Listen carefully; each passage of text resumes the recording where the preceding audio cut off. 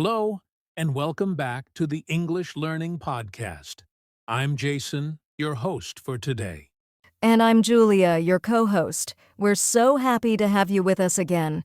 Whether you're learning English as a beginner or just trying to become more fluent, you're in the right place. In today's episode, we're talking about something that happens to every English learner forgetting words while speaking.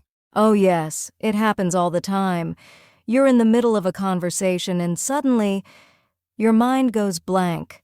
The word is on the tip of your tongue, but you just can't remember it. Exactly. And guess what? That's totally normal. Even native speakers forget words sometimes. So today, we're going to help you understand why this happens and what you can do in the moment when it does. We'll also share practical tips, real examples, and fun ways to stay calm and confident even when you forget a word. By the end of this episode, you'll have a toolkit you can use in any speaking situation. So grab a cup of tea, get comfortable, and let's dive into this very helpful and very real topic: what to do when you forget words while speaking.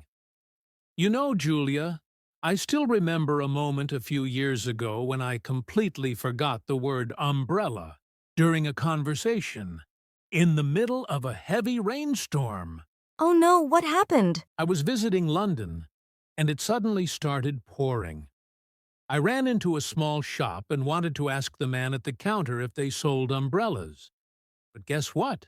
I totally blanked. I could see the umbrella in my mind.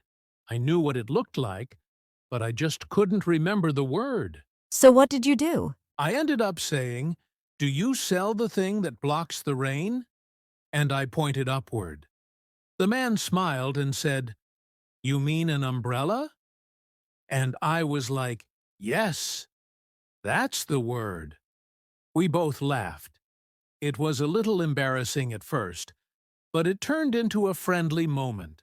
That's such a great example. I've had similar moments too. Once during a presentation in university, I completely forgot the word environment. I tried so hard to remember, but it just disappeared.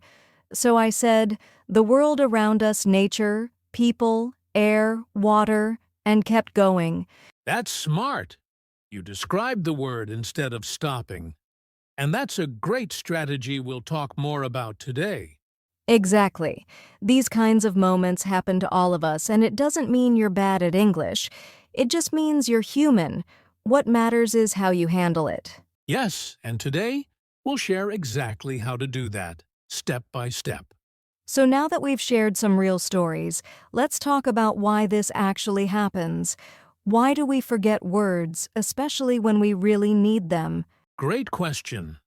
First of all, forgetting words is a normal part of language learning. In fact, even native English speakers forget words sometimes, especially when they're nervous or tired. That's true. One common reason is anxiety. When you feel nervous, maybe you're speaking in front of someone new or trying to speak perfectly, your brain can sort of freeze and the words just disappear. Exactly. Your brain goes into stress mode, and it becomes harder to think clearly. It's like the word is in your head, but there's a block stopping it from coming out. Another reason is that you're still building your vocabulary. When we learn new words, they don't always stay in our long-term memory right away. If you haven't used a word enough times, it's easier to forget it. Yes, and sometimes learners try to speak too quickly. When you speak faster than you think, you might lose track of the words you need. That's a great point. And sometimes it's not about vocabulary at all. Maybe you're just tired, or your brain is processing too much information at once, especially if you're switching between languages. Right. It happens to me when I'm learning Spanish. I know the word, I've studied it, but in conversation, poof, it's gone. So if you're listening right now and this happens to you, don't worry, you're not alone. And the good news is, there are easy ways to handle it, and we're going to talk about those next. Stick with us, because we're just getting started. All right, now that we know why we forget words, let's talk about when it usually happens. Because if we understand the situations that cause it, we can be better prepared next time. Absolutely. One very common situation is during introductions or interviews. You want to sound smart and confident, but suddenly your brain freezes and simple words just disappear. Yes, like you want to say what your hobby is or where you're from, and you forget something basic. That pressure makes it worse. Another situation is during a phone call, especially in English. Without body language or visual clues, it can be harder to think of the right words. Good point. Also, people often forget words when they're trying to explain something complicated like giving directions, talking about their job, or sharing an opinion. And let's not forget classroom situations when a teacher asks a question and everyone's watching you. That nervous feeling can make even simple vocabulary hard to remember. Exactly. And the emotions that come with it, embarrassment, frustration, feeling not good enough, can really lower your confidence. Yes, and it's so important to say this: you are not alone. These emotions are completely normal. And forgetting a word doesn't mean you're bad at English, it just means you're in the middle of learning. And sometimes those emotions are even stronger when you're talking to a native speaker, right? Oh, yes, you might feel shy or afraid of making mistakes, but the truth is, most native speakers are very understanding when you forget a word. They've been there too in other languages. So just to sum up, common situations include job interviews, phone calls, class discussions, or deep conversations, and common feelings are nervousness, panic, or self-doubt. But don't worry, right after the break, we'll talk about exactly what you can do in those moments when the word just disappears. Stay with us. We've got practical tips coming up next. Now let's get into the heart of today's episode. What can you actually do when you forget a word while speaking English? We've got 7 smart, simple, and very effective things you can do. These tips are used by both English learners and fluent speakers in real conversations. Let's start with the first one. If you forget the exact word, just use a similar one. For example, if you forget the word angry, you can say mad or upset. Yes, even if it's not a perfect match, people will still understand your meaning. The goal is to keep the conversation going, not to be perfect. This is one of my favorites. Let's say you forget the word hospital. You can say, the place where sick people go. Exactly. Describe it. Use short, clear phrases. What it does, how it looks, where it is. People will understand, and often they'll say the word for you. If you're talking face-to-face, use your hands. Show the shape, size, or action. If you forget the word phone, pretend to hold one to your ear. It helps a lot. Communication is more than just words. Body language can fill in the blanks. Sometimes all you need is a second to remember the word. Don't panic, just pause. You can say, or let me think, or even, what's the word? Yes, native speakers do this all the time. It gives your brain a moment to catch up without stopping the conversation. You can ask the other person, "What's the word for?" Or "How do you say?" This shows you're trying and open to learning. People usually love to help, and it turns the moment into a friendly learning opportunity instead of something embarrassing. Many learners say, "Sorry, my English is bad," when they forget a word. But don't do that. You're learning, and that's something to be proud of. Yes, just smile, stay calm, and move on. Focus on what you can say, not what you forgot. Keep going with confidence. This one's a little unusual, but really powerful. Practice forgetting. Choose a word, pretend you forget it, and then try to describe it or use a synonym.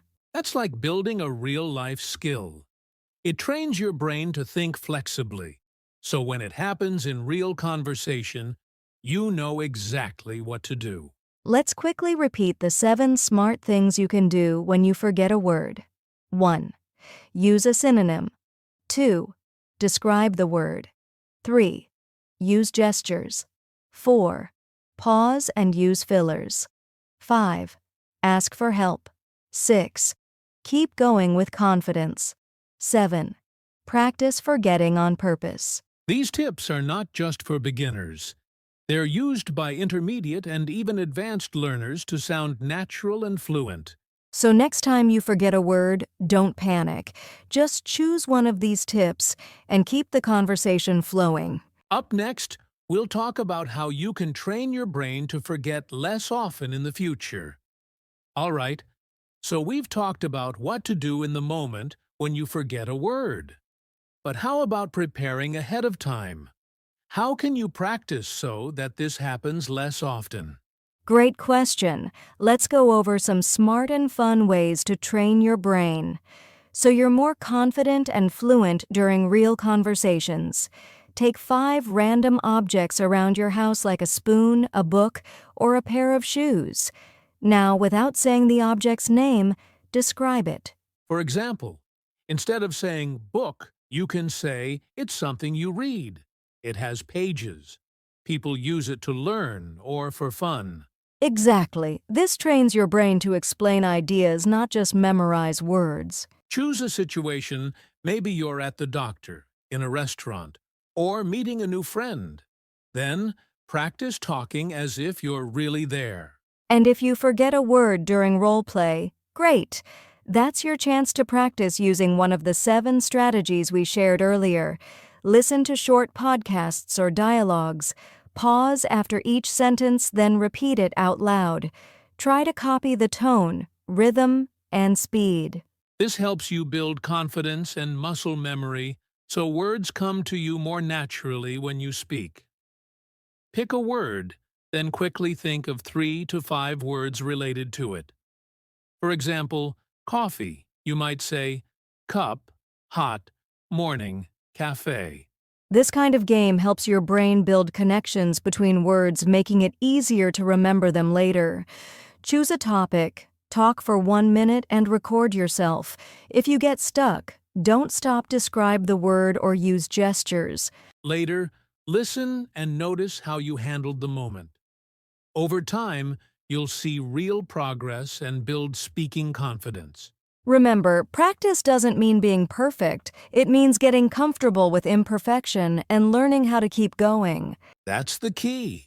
The more you practice these exercises, the more automatic your speaking becomes, even if you forget a word once in a while.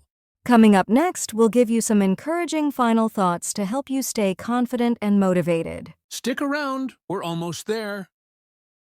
Before we end today's episode, we want to remind you of something very important. Yes, listen closely. It's okay to forget words. It happens to everyone, even native English speakers. Absolutely. Think about it. How many times have you heard someone say, "What's that word again?" Or "I'm blanking right now"? It's totally normal. Forgetting a word doesn't mean your English is bad. It just means you're human.